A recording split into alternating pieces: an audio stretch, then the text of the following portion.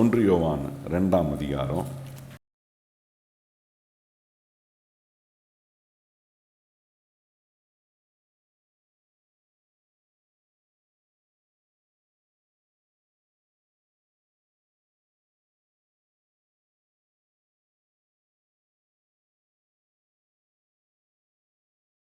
7ஆம் வசனத்தையும் 8ஆம் வசனத்தையும் நம்ம வாசிப்போமா? ஏன்னா இந்த வாசிக்கலாம். சகோதரரே, நான் உங்களுக்கு புதிய கற்பனையை அல்ல, ஆதி முதல் நீங்கள் பெற்றிருக்கிற பழைய கற்பனையே எழுதுகிறேன். அந்த பழைய கற்பனை நீங்கள் ஆதி முதல் கேட்டிருக்கிற வசனம்தானே. மேலும் நான் புதிய கற்பனையும் உங்களுக்கு எழுதுகிறேன். இது அவர்களுக்குள்ளும் உங்களுக்குள்ளும் மெய்யாயிருக்கிறது. ஏனென்றால் இருள் நீங்கி போகிறது, மெய்யான ஒளி இப்பொழுது பிரகாசிக்கிறது. கர்த்தர் சொல்றார், இருள் நீங்கி போகிறது, மெய்யான பிரகாசம் நம்ம மேலே வீசுகிறது. கையை உயர்த்தி சொல்லுங்க, மெய்யான ஒரு பிரகாசம் நமக்கு உண்டாகிறது. எத்தனை பேர் நம்புறீங்க? ஏன்னா ஆண்டவர் நம்மளை பிரகாசிப்பிக்க பண்ணுற காரியங்கள் அது நிஜமானதாக இருக்கும். இயேசு நிஜமானவர். இயேசுவின் பிள்ளைகளையும் கர்த்தர் என்னவா மாத்துறார்? நிஜமானவர்களாக மாத்துறார். அதுதான் என்ன செய்கிறாருன்னா, இந்த ஒளியை நம்ம மேலே ஆண்டவர் வீச பண்ணுகிறாராம். இந்த ஒளியை கர்த்தர் இன்னைக்கு எப்படி வீச பண்ணுறாருன்னா, நமக்கு தேவன் கொடுத்துருக்கிற வசனம் நம்மளை பிரகாசிப்பிக்கிறது. கையவாதி சொல்லுங்க, தேவன் சொல்லுகிற ஒவ்வொரு வார்த்தையும் உங்களை பிரகாசிப்பிக்க போனோம். எத்தனை பேர் நம்புறீங்க? ஆமென். ஏன்னா சோர்ந்து போய் வருகிற, பலவீனப்பட்டு வருகிற, ஏன்னா நம்பிக்கை இல்லாமல் வருகிற நேரங்கள் நம்முடைய வாழ்க்கையில் வரும்போது தேவனுடைய ஒரு வார்த்தை நம்மளை பிரகாசமாக்குது. எத்தனை பேர் நம்புறீங்க? ஏன்னா 100க்கு அதிபதி சொன்னான் பாருங்க, உம்முடைய ஒரு வார்த்தை போதும் ஆண்டவரே, வியாதி படுக்கையில் இருக்கிற என் வேலைக்காரன் என்ன ஆவான்? சொஸ்தமாவான். அப்படின்னா அவனுடைய இருள் நீங்கி அந்த மெய்யான ஒளி நம்முடைய வாழ்க்கையில் உண்டாகிறத குறித்து சொல்றாரு. இங்கே அதை சொல்லும்போது சொல்றாரு, பழைய கற்பனை புதிய கற்பனைகள் என்று வரும்போது, பழைய கட்டளை புதிய கட்டளை, பழைய ஏற்பாடு புதிய ஏற்பாடுன்னு வரும்போது ஆண்டவர் அதை பிரித்து பார்க்கல, அதை ஒரே வார்த்தையாக தான் பார்க்குறாரு. வேதம் முழுவதும் கர்த்தருடைய வார்த்தை. சொல்லுங்க வாய் திறந்து, வேதம் முழுவதும் கர்த்தருடைய வார்த்தை இருக்கு. அந்த வார்த்தை நம்முடைய வாழ்க்கைக்குள்ளே வரும்போது அது மெய்யான ஒரு ஒளியை நம்ம கொண்டு போகணும். கையவழி சொல்லுங்க, இந்த வார்த்தை ஒவ்வொரு முறையும் எனக்குள்ளே போகும்போது மெய்யான ஒளியை கர்த்தர் உண்டு பண்ணுறாரா. அதான் பெரிய ஆசீர்வாதம் பாருங்க. இன்னைக்கு இந்த மெய்யான ஒளியில் நாம் வாழ்வதற்கு கர்த்தர் எப்படிப்பட்ட விதங்களில் காரியங்களை நமக்கு நடப்பிக்கிறார் பாருங்க. இது ரொம்ப மேன்மையான ஒரு காரியம். இந்த தேவனுடைய வார்த்தையை நம்முடைய வாழ்க்கையில் அந்த மெய்யான ஒளியாக அது பிரகாசிப்பிக்க நம்ம வாஸ்தவம் பார்த்தீங்களா, கடைசி பகுதி என்ன சொல்லியிருக்கிறது? இது அவர்களுக்கும் உங்களுக்கும், 8ஆம் வசனத்தின் பின்புற பாருங்க சொல்லியிருக்கு, இது அவர்களுக்கும் உங்களுக்கும் மெய்யா இருக்கிறது. என்ன ஆண்டவர் சொல்றாரு பாருங்க, அவங்களுக்கும் உங்களுக்கும் மெய்யா இருக்கிறது. ஏனென்றால் இருள் நீங்கி போகிறது, மெய்யான ஒளி இப்பொழுது. எத்தனை பேர் நம்புறீங்க? கர்த்தருடைய வார்த்தையை கேட்கும் போதெல்லாம் மெய்யான ஒளி எனக்குள்ள பிரகாசிப்பிக்கும்.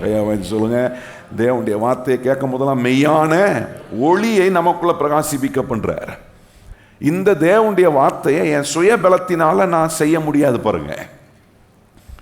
ஏன்னா என் சுய பலத்தினால் நான் செஞ்சிடுறேன் இப்படின்னு முயற்சி செஞ்ச ஒரு கூட்டம் இருந்தாங்க. இஸ்ரவேல் ஜனங்களை கர்த்தர் அழைத்து வெளியே கொண்டு வந்தபோது மோசே கிட்ட போய் சொல்கிறாங்க, ஆண்டவர்கிட்ட போய் கேட்டுட்டு வரோம், என்ன அவர் சொல்கிறாரோ அதை நாங்கள் செய்கிறோம் அப்படின்னு. அவர்கள் தங்களுடைய சுய பலத்தில் செய்ய அவர்கள் முற்பட்ட போது ஆண்டவர் அவர்களுக்கு ஒன்றை காட்ட விரும்புகிறாரு. இந்த உன் சுய பலத்தை வச்சு என் வார்த்தையை நீ நிறைவேற்ற முடியாதுப்பா, உன் வார்த்தையை நிறைவேற்றுவதற்கு நான் உனக்கு உதவி செய்ய வேண்டிய தேவனாக இருக்கிறேன். கையை வச்சு சொல்லுங்கள். கேட்குற தேவனுடைய வார்த்தையெல்லாம் நம்மக்குள்ளே போய் மெய்யான அந்த ஒளியை பிரகாசிப்பிக்கணும்னா கர்த்தர் தான் எனக்கு உதவி செய்யணும். எத்தனை பேர் கையை வச்சு சொல்கிறீங்க? கர்த்தர் தான் எனக்கு உதவி செய்யணும். ஆனால் அந்த நாட்களில் கவனித்து பாருங்கள், ஜனங்க என்ன சொன்னாங்க? நாங்கள் செஞ்சிருவோம். கர்த்தர் என்ன சொல்கிறாரோ, என்ன செய்யணும்னு சொல்கிறாருன்னு கேட்டு சொல்லுங்கள், நாங்கள் செஞ்சு காட்டுறோம். இது தேவனை சார்ந்து செய்கிறதில்ல, தங்களை சார்ந்து தங்கள் சுய கிரியைகளை சார்ந்து செய்ய நினைத்தவர்கள் செய்ய முடியாமல் போனார்கள். கர்த்தர் என்ன செஞ்சார்? மோசேயின் மூலமாக 10 கற்பனைகளை அவர்களுக்கு கொடுத்து, இந்த 10 கற்பனையின்படி நீங்கள் செய்யணும்னு ஆண்டவர் சொல்லி அவங்களுக்கு கட்டளை கொடுத்து அனுப்புகிறார். இந்த இஸ்ரவேல் ஜனங்களால் தேவன் கொடுத்த அந்த 10 கட்டளையும் தான் சுய பலத்தினால் அவனால் நிறைவேற்ற முடியல. முதல் 9 கற்பனைகளை கவனிச்சிங்கன்னா அது வெளிப்புறமாய் செய்யப்படுகிற கிரியைகள். அந்த 10 கட்டளையில் கடைசியாக ஒரு கட்டளை சொல்கிறாரு, என்ன? இச்சையாது இருப்பாயாக என்று சொல்லியிருக்கிற அந்த காரியம் உள்ளுக்குள்ளே நடக்கிற ஒரு பகுதி. இப்போ ஆண்டவர் பாருங்க, வெளிப்புறத்திலும் செய்ய உள்புறத்திலும் கர்த்தருடைய வார்த்தை நமக்கு கிரியை செய்கிறதுக்கு நம்ம இந்த சுய பலத்தை வைத்து ஒரு காரியத்தை செய்யணும்னு நினைக்கும் போது அதில் தோல்வி அடைகிறோம். அதுதான் வேதம் சொல்லுகிறது, உன் சுய புத்தியின் மேல் சாராமல் கர்த்தர் மேல் என்ன செய்ய வேண்டியதாக இருக்குது? வார்த்தையை கொடுத்தவர் அவர். இந்த வார்த்தை எனக்கு அவர் கொடுக்கிறார்னா அதை செய்வதற்கும் எனக்கு அவர் பலன் கொடுப்பார். கையை உயர்த்தி சொல்லுங்க. எந்த வார்த்தையை வச்சு எனக்குள்ள மெய்யான பிரகாசத்தை உண்டு பண்ண நினைக்கிறாரோ அந்த வார்த்தையை செய்ய கர்த்தர் எனக்கு உதவி செய்வார். கையை உயர்த்தி எத்தனை பேர் சொல்றீங்க? ஆண்டவரே, நான் வாரந்தோறும் ஒவ்வொரு நாளும் இந்த ஆலயத்துக்குள்ள வந்து கேட்கிற கர்த்தருடைய வார்த்தையை ஆண்டவரே செய்வதுக்கு இயேசு எனக்கு உதவி செய்கிறார். எத்தனை பேர் சொல்ல முடியும்? இயேசு உதவி செய்கிறாரு, உங்களுக்குள்ள இருக்கிற பரிசுத்த ஆவியான உதவி செய்கிறாரு. நீங்கள் கவனிச்சு பாருங்க, இந்த ஜனங்கள் எப்படி இருந்தாங்கன்னா, நீங்கள் ஆதியாகமம் 11ஆம் அதிகாரத்தில் கவனிச்சிங்கன்னா, இந்த பாபேல் கோபுரத்தை கட்டுறதுக்கு ஜனங்க என்ன செஞ்சாங்க பாருங்க. அவன் தேவனுடைய உதவியெல்லாம் தேவையில்லை, தேவனெல்லாம் சார வேண்டியதில்லை, நாங்கள் செய்ய வேண்டியதை செய்ய எங்களால் முடியும்னு சொல்லி ஜனங்கள் எல்லாம் ஒன்று சேர்ந்து ஒரு காரியத்தை கட்டும்போது ஆண்டவர் பார்க்குறாரு, அவர்களுக்கு தேவனை நம்புகிற தேவனை சார்ந்து இருக்கக்கூடிய நிலைகள் இல்லை என்று ஆண்டவர் பார்க்கும்போது அவங்களுக்கு காட்டுறாரு, தேவன் இல்லாமல் ஒரு காரியத்தை உங்களால் செய்ய முடியாது என்பதை அவங்களுக்கு காட்டுகிறார். அவர்களுடைய வேலை தடைப்பட்டு போகுது. ஏன்னா அவங்களுடைய சிந்தனைகளில் கர்த்தருடைய உதவியெல்லாம் தேவையில்லை, நாங்கள் நினைச்சதை செய்து முடிப்போம்.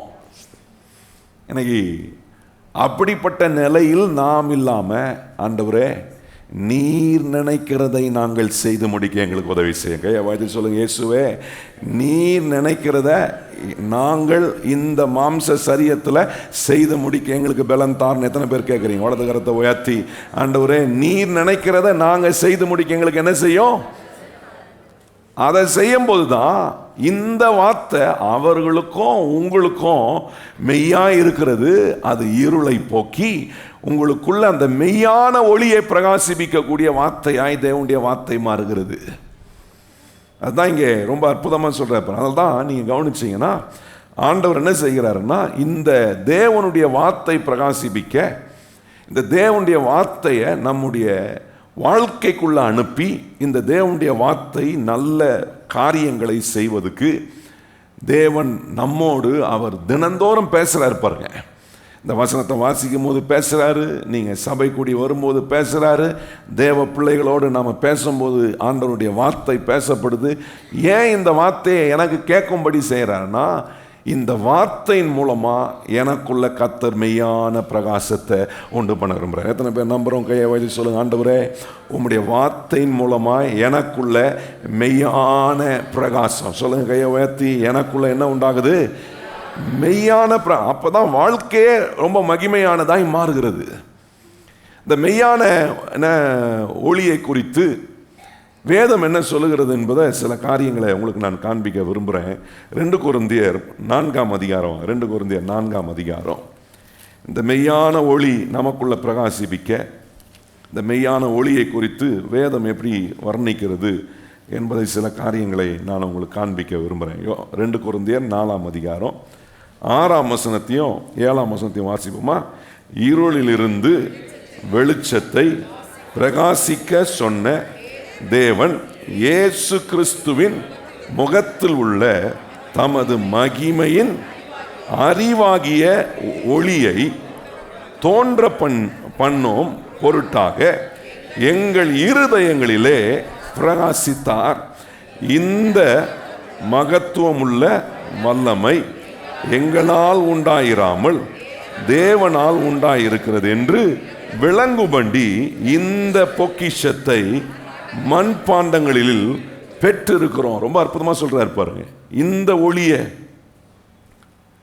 இந்த மெய்யான ஒளி வரும்போது நம்முடைய வாழ்க்கையில ஆண்டவருடைய வார்த்தை இந்த மெய்யான ஒளியை கொடுக்கணும்னா நமக்கு நிறைய காரியங்களை, நம்மளை குறித்து, நம்மளை சுற்றி நடக்கக்கூடிய காரியங்களை குறித்து கர்த்தர் ஒரு பிரகாசம் உள்ள நமக்கு ஒரு மனக்கண்களை, அப்படின்னா ஒரு வெளிப்பாடை கர்த்தர் உண்டு பண்றாரு.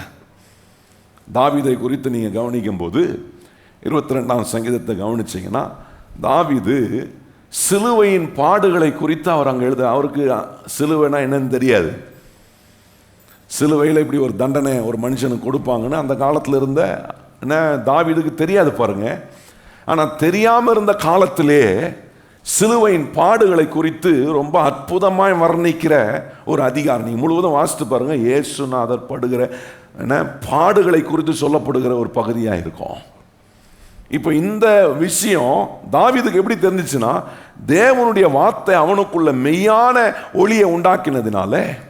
இங்கே நம்ம வாசித்தது போல அங்கே சொல்லியிருக்கு பாருங்க, 6ஆம் வசனத்தில் சொல்றாரு, என்ன ஆண்டவர் என்ன செய்கிறாரா, தேவன் இயேசு கிறிஸ்துவின் முகத்தில் உள்ள தமது மகிமையின் அறிவாகிய ஒளியை தோன்ற பண்ணும் பொருட்டாக எங்கள் இருதயங்களிலே.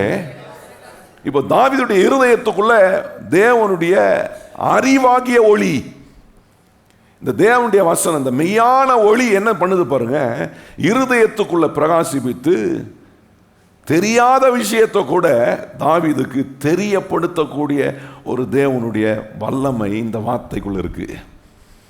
இந்த வசனங்களை நீங்க என்ன ஆண்டவர் உங்களோட பேசுகிற வார்த்தைகளை இந்த விதங்களில் உங்கள் வாழ்க்கைக்குள்ள அனுபவிக்கும் போது நான் சொல்கிறேன், எந்த சூழ்நிலையிலும் உங்களை கர்த்தர் இந்த வார்த்தையின் மூலமாய் பிரகாசமாக்குவார். கையை சொல்லுங்க, நீங்கள் இன்னைக்கு எந்த சூழ்நிலை இருந்தாலும் கர்த்தருடைய வார்த்தை உங்களை மெய்யான பிரகாசத்துக்குள்ள உங்களை பிரகாசிப்பிக்கும். அதான் பாருங்க, வேத வசனங்களை இப்படி நம்ம தியானிக்கணும். ஏசியா தீர்க்கதரிசியின் புஸ்தகத்தில் 53ஆம் அதிகாரத்தில் 5ஆம் வசனம் பாருங்க. அங்கே ஒரு அறிவை என்ன தேவனுடைய வார்த்தை ஒரு மெய்யான ஒளியை நமக்குள்ள பிரகாசிப்பிக்க பண்ணுது பாருங்க. ஆண்டவர் இயேசு கிறிஸ்து எப்படிப்பட்ட விதங்களில் நமக்காக பாடுபட்டு நம்மளை எப்படி ஆண்டவர் சுகமாக்க முடியும் என்பதை குறித்து அங்கே வேதம் ரொம்ப அற்புதமாய் சொல்லுது பாருங்க. ஏசியா 53ஆம் அதிகாரம் 5ஆம் வசனத்தை நம்ம வாசிப்போமா? ஏசியா 53 5ஆம் வசனத்தை வாசிப்போம் எல்லாம். நாம் நம்முடைய மீறுதல்களின் நிமித்தம் அவர் காயப்பட்டு நம்முடைய அக்கிரமங்கள் நிமித்தம் அவர் நொறுக்கப்பட்டார், நமக்கு சமாதானத்தை உண்டு பண்ணும் ஆக்கினை அவர் மேல் வந்தது. நல்ல நீங்க அந்த இடத்துல சொல்ல, அவருடைய தழும்புகளால் குணமாகிறோம்.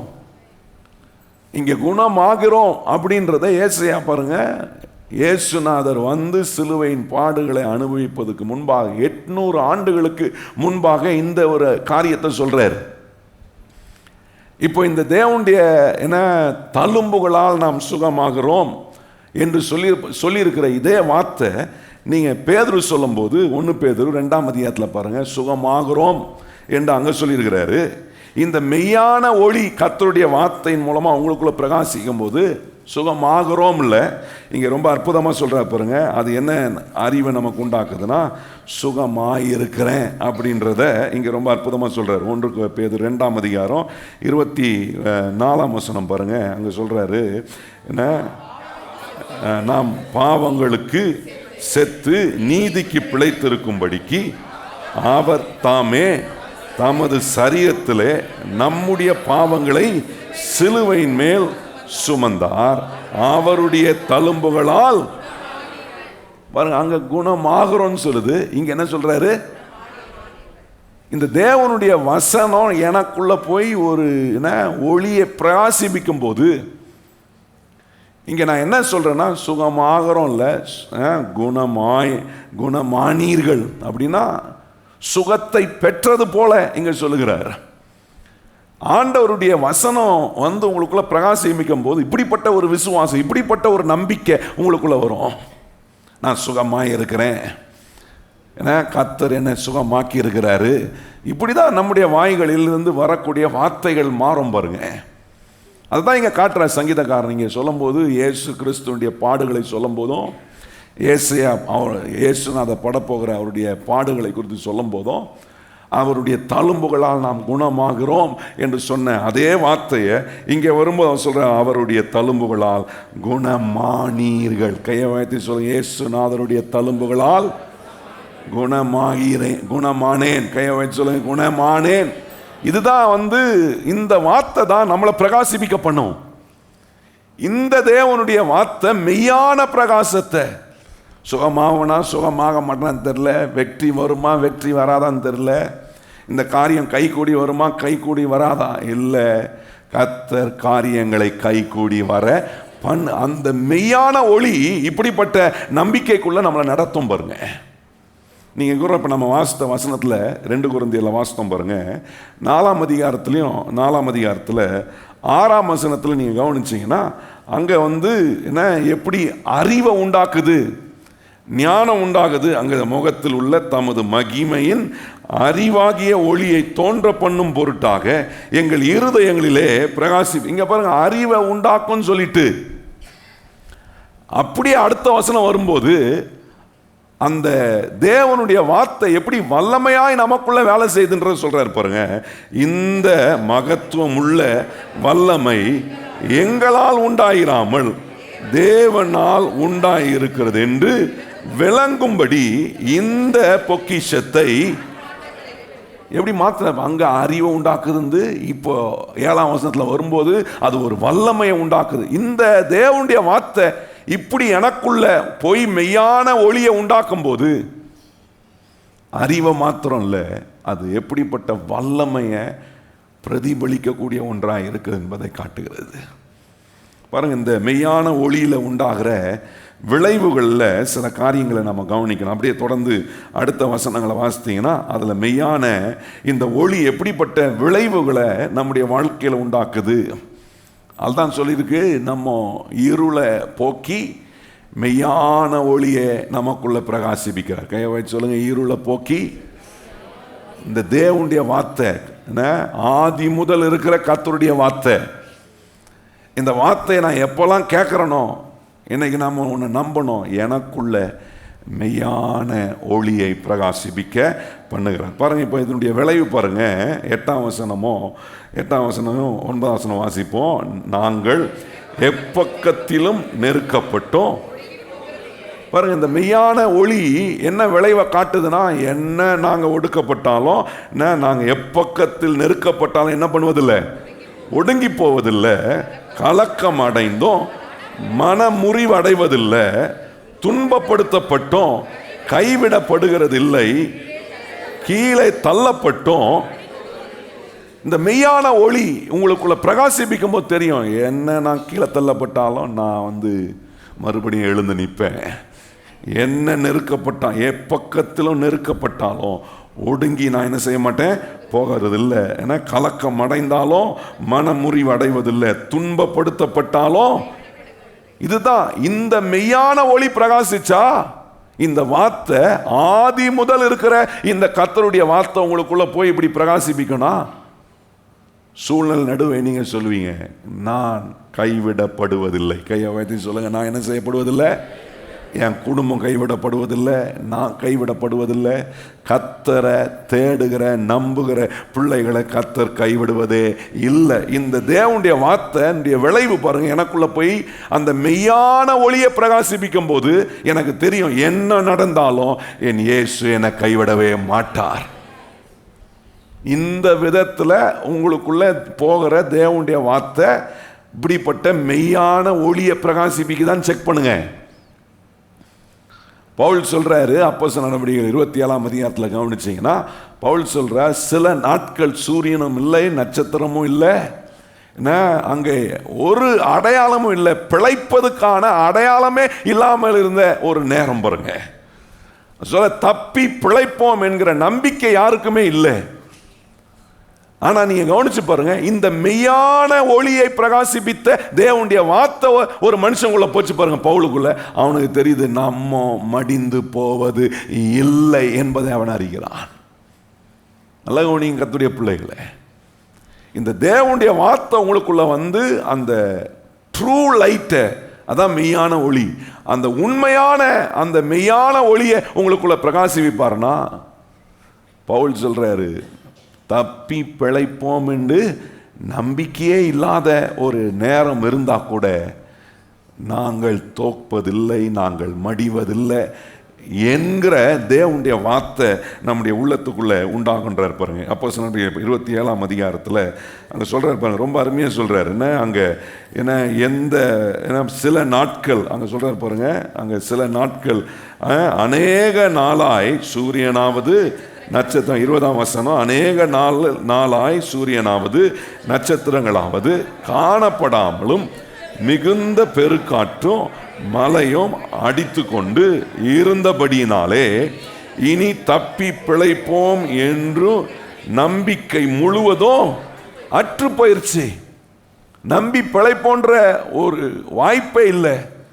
ஆனா எந்த மனுஷனுக்குள்ள தேவனுடைய வார்த்தை உள்ள போய் மெய்யான ஒளியை கொடுத்துச்சோ அவனுக்கு தெரியும், இல்ல இல்ல தப்பி இல்லை, நம்மளை உயிரோட காப்பாற்றுகிற ஒரு கர்த்தர். அதான் பவுல் சொல்றார் பாருங்க. பவுலுக்கு 23ஆம் வசனம் பாருங்க, ஏனென்றால் என்னை ஆட்கொண்டவரும் நான் சேவிக்கிறவருமான தேவனுடைய தூதனானவன் இந்த ராத்திரியிலே என்னிடத்தில் வந்து நின்று, பவுலே பயப்படாதே, நீ ராயனுக்கு முன்பாக நிற்க வேண்டும், இதோ உன்னோட கூட யாத்திரை பண்ணுகிற யாவரையும் தேவன் உனக்கு தயவு பண்ணுவார் என்றார்.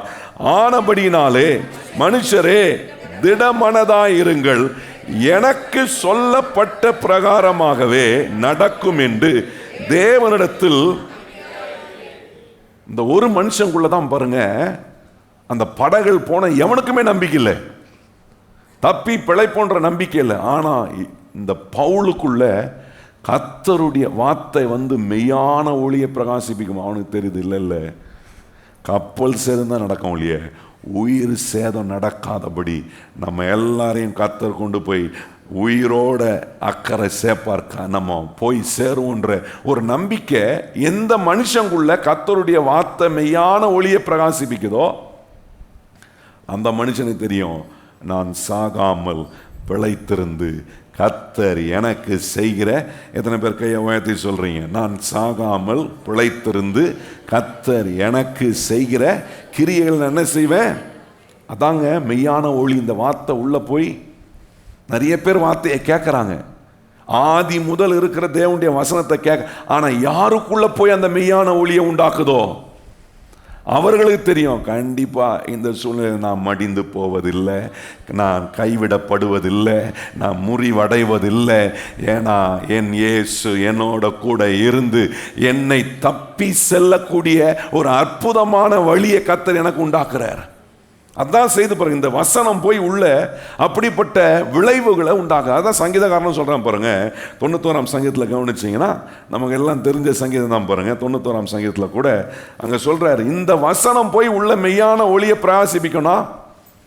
நீங்க என்ன சூழ்நிலைகளுக்குள்ள போனாலும் உங்களுக்கு ரொம்ப அற்புதமா ஒன்று தெரியும், கர்த்தர் என்ன அவர் கைவிடவே மாட்டார். எத்தனை பேர் சொல்றீங்க வாயை திறந்து, ஆண்டவரே உம்முடைய வசனத்தை கேட்கிற எனக்குள்ள இந்த மெய்யான ஒளி பிரகாசிப்பிக்குது? எத்தனை பேர் கையை சொல்ல முடியும், ஆண்டவரே இந்த வசனத்தை கேட்கிற எனக்குள்ள என்ன உண்டாகுது?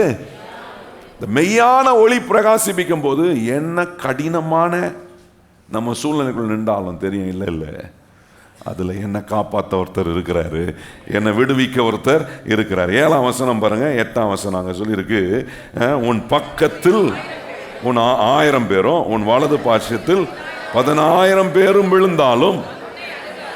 பாருங்க என்ன சொல்றாரு, 1000 பேரும் 10000 பேரும் இருந்தா கூட என்ன பொல்லாப்பு தீமை உன்னை சுற்றி எவ்வளோ இருந்தாலும் அதுவும் நான் இந்த மெய்யான ஒளி இந்த வார்த்தை எனக்குள்ள போய் உண்டாக்குச்சுன்னா நான் எதை பார்த்தும் பயப்பட மாட்டேன். இன்னும் இப்படி நடக்குது அப்படி நடக்குது வாயத்திறந்து புலம்புறவனா இருக்க மாட்டேன். எனக்கு தெரியும் என்ன நடந்தாலும் தேவன் என் பட்சத்தில் இருக்காங்க, ஒன்றும் என்னை அணுகாது. சொல்லுங்க, அது என்னை அணுகாது. 8ஆம் வசனம் பாருங்க, உன் கண்களால் மாத்திரம் நீ அதை பார்த்து துன்மார்க்கனுக்கு வரும் பலனை அதெல்லாம் கண்ணால தான் பார்ப்பேன், ஆனா ஒன்றும் எனக்கு சேராது. இந்த ஒரு தைரியமோ நம்பிக்கையோ யாருக்கு வரும்னா, இந்த வசனம் எனக்குள்ள போய் மெய்யான ஒளியை உண்டாக்குதா, மெய்யான ஒளியை பிரகாசிப்பிக்குதா. அப்படிப்பட்ட விதத்தில் கேட்குற வசனம் எனக்குள்ள என்னுடைய கலக்கத்தை நீக்குதா, எனக்குள்ள ஒரு நம்பிக்கையை உண்டு பண்ணுதா, எனக்குள்ள என்னை அறியாத ஒரு தைரியத்தை கர்த்தர் எனக்குள்ள உண்டு பண்ணுறாரா. இந்த வசனம் உள்ள போய் மெய்யான ஒளியை பிரகாசிப்பிக்கும் போது சமாதானம் கிடைக்கும் நமக்கு. இந்த மாதம் கர்த்தர் எப்படி காரியங்கள் நடப்பி எனக்கு தெரியும், சமாதானமாய் நிறைவாய். எத்தனை தடை வந்தாலும் அதை என் கண்ணால் பார்ப்பேன். அந்த தடையில் என்னை விழுந்து போகாதபடி என்னை நடத்துகிற ஒரு ஆண்டவர் என் கூட இருக்கிறார் என்கிற அந்த மெய்யான ஒளி நம்முடைய இருதயத்துக்குள்ள பிரகாசிப்பிக்கும். பாருங்க, எலிஷாவை என்ன ஒரு இராணுவத்தை வச்சு இவனை பிடிக்க வராங்க. பிடிக்க வரும்போது எலிஷா கிட்ட இருந்த வேலைக்காரன் வெளியே பார்க்குறான். பார்த்த உடனே சீரியன் ஆர்மிங்க எல்லாம் ரதமாக அவனை இந்த தீர்க்கதரிசியை பிடிக்க வந்திருக்கிறத பார்த்தோன்னே அவன் கலங்கி போய் தன் எஜமான்கிட்ட சொல்கிறான், ஐயோ எஜமானனே, அவ்வளோதான் வந்துட்டாங்க, இனி நம்ம தப்புறதுக்கு வழி இல்லை. ஆனால் இந்த எலிஷா பாருங்க, கர்த்தருடைய ஊழியக்காரன், தேவனுடைய வார்த்தை அவனுக்குள்ள மெய்யான ஒளியை பிரகாசிப்பதனால தன் வேலைக்காரனை பார்த்து சொல்கிறான், பயப்படாத பயப்படாத. கலங்கி இருக்கிற அவனை பார்த்து சொல்கிறான், அவனுக்காக ஒரு ஜெபம் பண்ணுறான், ஆண்டவரே இவன் கண்ணை நீ என்ன செய்யும், திறந்தருளும் ஆண்டவரே. கண்ணை திறந்த உடனே அவனுக்குள்ள இப்போ ஒரு ஒளி பிரகாசிக்குது. அந்த ஒளி அவனுக்குள்ள பிரகாசம் தெரியுது. இங்க இருக்கிற இராணுவத்தை காட்டிலும் கர்த்தருடைய சேனை மிகப்பெரிய சேனையா, ரதங்களோடு, அக்கினிமயமான ரதங்களோட. கர்த்தருடைய ரதம் ஒரு தேவ மனுஷனை சுத்தி இருக்கிறத பார்த்த உடனே அவனுக்கு ஒரு தைரியம் வருது. இப்போ கவனிச்சு பாருங்க, ஊழியக்காரன் கூட தான் இருந்தான், ஊழியக்காரனுக்கு அசிஸ்டண்டாக இருந்து எவ்வளோ செஞ்சதெல்லாம் பார்த்தான். ஆனாலும் அந்த வார்த்தை அவனுக்குள்ள போய் மெய்யான ஒளியை உண்டாக்கலை. நீங்கள் பல வருஷம் விசுவாசியாக இருக்கலாம், வாரந்தோறும் வரலாம், ஆனால் உட்கார்ந்து கேட்குற எனக்குள்ள இந்த தேவனுடைய வார்த்தை மெய்யான ஒளியை பிரகாசிக்கலைன்னா என் சூழ்நிலையில் நான் கர்த்தர் காட்டுகிற அற்புதத்தை பார்க்க முடியாது. கர்த்தர் செய்கிற மகிமையான கிரியை நான் என்னை சுற்றி கர்த்தருடைய ரதங்கள் அக்கினிமயமாக கர்த்தர் வைத்திருப்பதை நான் பார்க்க முடியாமல் போயிடுறேன். அதற்காக தான் இங்கே வேதம் சொல்லுகிறது, ஆதி முதல் நமக்கு கொடுக்கப்பட்ட கர்த்தருடைய வார்த்தை இருளை நீக்குது, எனக்குள்ள மெய்யான ஒளியை அது பிரகாசிப்பிக்குது. கையை சொல்லுங்க, ஆண்டவருடைய வார்த்தை எனக்குள்ள போகும்போதெல்லாம் அது மெய்யான ஒளி என்ன செய்கிறது, பிரகாசிப்பிக்குது. பாருங்க, இந்த விதங்களில் கர்த்தருடைய வார்த்தை நமக்குள்ள பிரகாசிப்பிக்க தேவன் கிரியை செய்யக்கூடிய ஆண்டவராக இருக்கிறார். அதான் சொல்றாரு, எந்த காரியத்தில் நாம் நெருக்கப்பட்டாலும் ஒடுக்கப்பட்டாலும் நான் ஒடுங்கி போவது இல்லை. கையை வயது சொல்லுங்க, நான் என்ன செய்வதில்லை, ஒடுங்கி போவதில்லை. நம்மளை கெடுக்கணும், நம்மளை நசுக்கணும், நம்முடைய வளர்ச்சியை கெடுக்கணும்னு நினச்சா கூட நான் சொல்கிறேன், அந்த இடத்துல உங்களுக்கு தேவை கர்த்தருடைய வார்த்தை. கையை வயது சொல்லுங்க, அங்கே எனக்கு என்ன வேணும், கர்த்தருடைய அந்த வார்த்தை எனக்குள்ள மெய்யான ஒளியை பிரகாசிப்பிக்கணும். எத்தனை பேர் என்ன சொன்னாலும் அது ஒன்றும் என்னை சேதப்படுத்தவே முடியாது. என் கண்களால் அதை பார்ப்பேன், ஆனால் அது எனக்கு சேராது. கையை வச்சு சொல்லுங்க, அதெல்லாம் அந்த தீமை பொல்லாப்பு எதுவும் என்னை சேராதபடிக்கு ஆண்டவர் இன்னைக்கு சொல்றாரு, இந்த வசனத்தை எனக்குள்ள தேவனுடைய மெய்யான ஒளியை பிரகாசிப்பிக்கக்கூடிய விதத்தில் இந்த தேவனுடைய வார்த்தை வேலை செய்தா. அப்படி வேலை செய்யணும் கர்த்தருடைய பிள்ளைகளை, உங்களுக்காக கர்த்தர் அற்புதமான காரியங்களை ஆண்டவர் நடப்பிப்பார். எந்த தேவனுடைய வார்த்தையை செய்ய முடியலன்னு இஸ்ரவேல் மக்கள் சொன்னார்களோ, இன்னைக்கு அதே கர்த்தருடைய வார்த்தை தான் கர்த்தர் நம்மோட பேசுறாரு. அதே கற்பனைகளை தான் நமக்கு கொடுக்குறார், அதே முறைமைகளை தான் கர்த்தர் கொடுக்குறார். ஆனால் இன்னைக்கு நம்மால் செய்ய முடியுது. ஏன் செய்ய முடியுதுன்னா, இயேசு கிறிஸ்துவினுடைய வார்த்தை எனக்குள்ள போய் மெய்யான ஒளியை பிரகாசிப்பிக்கிறது. கையை வச்சு சொல்லுங்க, இயேசு கிறிஸ்துடைய வார்த்தை எனக்குள்ள போய் என்ன பண்ணுகிறது? மெய்யான ஒளியை பிரகாசிப்பிக்குது பாருங்க. அதனால செய்ய முடியலன்னு சொல்ற என்ன செய்யக்கூடியவனாய் கர்த்தர் மாற்றுகிறார். கரமுயர்த்தி சொல்லுங்க, செய்ய முடியலன்னு சொன்ன என்ன கர்த்தர் என்னவா மாத்துறாரு? தேவனுடைய வார்த்தையை செய்யக்கூடியவன். ஏன்னா இப்போ அந்த வார்த்தை எனக்குள்ள மெய்யான ஒளியை பிரகாசிப்பிக்குது. தோத்து போவேன் தோத்து போவேன் தோத்து போவேன் பிசாசு வந்து காதுல சத்தம் கொடுக்கலாம். ஆனால் இந்த மெய்யான ஒளி சொல்ல, இல்லை இல்லை, நீ தோத்து போக மாட்டாய், உன்னை ஜெயிக்க வைக்கிற கர்த்தர் உன்னோட கூட இருக்கிறார், உன் தேவைகளை சந்திக்கிற கர்த்தர் உன்னோட கூட. இதுதான் ஆண்டவர் வந்து தேவ பிள்ளைகளுக்கு கர்த்தருடைய வார்த்தை உள்ள போய் மெய்யான பிரகாசத்தை உண்டாக்கின எல்லாருக்கும் சொல்லியிருக்கேன். பவுலுக்கு சொல்லியிருக்கு, தாவீதுக்கு சொல்றாரு, நான் சொல்றேன் இந்த காலைவெளியில் அதே கர்த்தர் உங்களுக்கும் சொல்றாரு. அந்த வார்த்தை உங்களுக்குள்ள போய் உங்க காரியங்களில் உங்களுக்குள்ள கர்த்தருடைய வார்த்தை மெய்யான ஒளியை பிரகாசிப்பிக்கணும். உங்களை கர்த்தர் அந்த சூழ்நிலையில் மகிமையாய் நடத்துவார். எத்தனை பேர் இந்த வார்த்தையின்படி, ஆண்டவரே நீர் சொன்ன இந்த வார்த்தையின்படியே எங்களுக்குள்ள உங்களுடைய வசனம் மெய்யான ஒளியை பிரகாசிப்பிக்க எங்களை நாங்கள் ஒப்பு கொடுக்குறோன்னு சொல்கிறவங்க எத்தனை பேர் நம்ம இடத்துல எழுந்து நின்று நம்ம ஆண்டவருடைய கரத்தில் ஒப்பு கொடுத்து நாம் ஜெபிப்போம். ஆண்டவரே, இந்த தேவனுடைய வார்த்தை எங்களுக்குள்ள மெய்யான ஒளியை பிரகாசிப்பிக்கணும். இன்னைக்கு அதை தான் நீங்கள் உங்கள் வாழ்க்கையில் விரும்பணும். ஆண்டவரே, உம்முடைய வார்த்தை எனக்குள்ள மெய்யான ஒளியை பிரகாசிப்பிக்கணும். எல்லா அற்புதமும் எனக்கு நடக்கும். கையை வைத்து சொல்லுங்க, எல்லா அற்புதமும் எனக்கு நடக்கும். என்ன தைரியப்படுத்துவீர் ஆண்டவரே, என்ன பலவான் ஆக்குவீர் ஆண்டவரே. ஆண்டவரே என்ன ஆண்டவரே, பல காரியங்களில் நீர் விரும்புகிறபடி செய்யக்கூடியவனா என்னை நீர் மாற்றுகிறதுக்காக ஸ்தோத்திரம் ஆண்டவரே. எங்கள் அன்பின் தேவனே, இந்த அற்புதமான காலை நேரத்தில் உம்முடைய பிள்ளைகளாகிய நாங்கள் உம்முடைய சமூகத்தில் வந்து காத்திருந்து ஆண்டவரே, இன்னைக்கு நீர் எங்களுக்கு இந்த வார்த்தையை சொல்லி அனுப்புறீர் ஆண்டவரே. எந்த சூழ்நிலை எங்களுக்கு இருளை உண்டாக்குற போல சூழ்நிலை இருந்தால் கூட அங்கேயும் கர்த்தருடைய வார்த்தை எங்களுக்குள் மெய்யான ஒளியை பிரகாசிப்பிக்க வைக்கிறதுக்காக ஸ்தோத்திரம். கரமுயர்த்தி சொல்லுங்க, மெய்யான ஒளியை கர்த்தர் எங்களில் ஆண்டவரே பிரகாசிப்பிக்க பண்ணுகிறதுக்காக ஸ்தோத்திரம் ஆண்டவரே.